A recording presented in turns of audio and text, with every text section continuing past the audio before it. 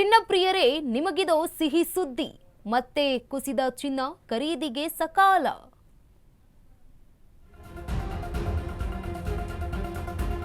ಚಿನ್ನ ಪ್ರಿಯರೇ, ನಿಮಗಿದೋ ಸಿಹಿ ಸುದ್ದಿ. ಮತ್ತೆ ಕುಸಿದ ಚಿನ್ನ ಖರೀದಿಗೆ ಸಕಾಲ. ಕೈಗೆಟುಕುವ ಬೆಲೆಗೆ ಇಳಿದ ಬಂಗಾರದ ಬೆಲೆ. ಸತತ ಎರಡನೇ ದಿನವೂ ಇಳಿದ ಚಿನ್ನದ ದರ. ಈ ತಿಂಗಳಿನಲ್ಲೇ ಕನಿಷ್ಠ ಮಟ್ಟಕ್ಕಿಳಿದಿರುವಂತಹ ಚಿನ್ನದ ಬೆಲೆ. ಡಾಲರ್ ಮೌಲ್ಯದ ಏರಿಕೆಗೆ ಕುಸಿದ ಚಿನ್ನ. ಯಾವುದೇ ಬದಲಾವಣೆ ಕಾಣದ ಬೆಳ್ಳಿಯ ದರ.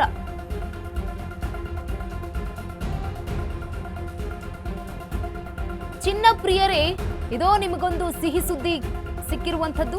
ಮತ್ತೆ ಕುಸಿದ ಚಿನ್ನ ಇವತ್ತೇ ಖರೀದಿಗೆ ಸಕಾಲ ಇದೆ. ಖರೀದಿಸೋರು ಇವತ್ತೇ ಖರೀದಿಸಿ. ಕೈಗೆಟುಕುವ ಬೆಲೆಗೆ ಇಳಿದಿರುವಂತಹ ಬಂಗಾರದ ಬೆಲೆ. ಸತತ ಎರಡನೇ ದಿನವೂ ಇಳಿದಿರುವಂತಹ ಚಿನ್ನದ ದರ. ಈ ತಿಂಗಳಿನಲ್ಲೇ ಕನಿಷ್ಠ ಮಟ್ಟಕ್ಕೆ ಇಳಿದಿರುವಂಥದ್ದು ಚಿನ್ನದ ಬೆಲೆ. ಡಾಲರ್ ಮೌಲ್ಯದ ಏರಿಕೆಗೆ ಕುಸಿದ ಚಿನ್ನ. ಯಾವುದೇ ಬದಲಾವಣೆಯನ್ನ ಕಂಡಿಲ್ಲ ಬೆಳ್ಳಿಯ ಬೆಲೆಯಲ್ಲಿ. ಇನ್ನು ಚಿನ್ನದ ಪ್ರಿಯರಿಗೆ ಸಿಹಿ ಸುದ್ದಿ ಸಿಕ್ಕಿರುವಂಥದ್ದು.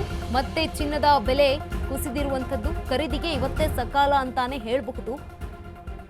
ಚಿನ್ನದ ಪ್ರಿಯರಿಗೆ ಈಗ ಸಿಹಿ ಸುದ್ದಿ ಸಿಗ್ತಾ ಇರುವಂಥದ್ದು. ಮತ್ತೆ ಕುಸಿದಿರುವಂತಹ ಚಿನ್ನದ ಬೆಲೆ. ಖರೀದಿಗೆ ಇವತ್ತು ಸಕಾಲ ಅಂತಾನೆ ಹೇಳಬಹುದು. ಇನ್ನು ಬಂಗಾರದ ಬೆಲೆ ಕೂಡ ಇಳಿಕೆಯನ್ನ ಕಂಡಿರುವಂಥದ್ದು. 10 ಗ್ರಾಂ ಚಿನ್ನದ ಬೆಲೆ ಹಳೆಯ ದರವನ್ನ ಗಮನಿಸಿದ್ರೆ 1,44,330 ರೂಪಾಯಿ ಇತ್ತು.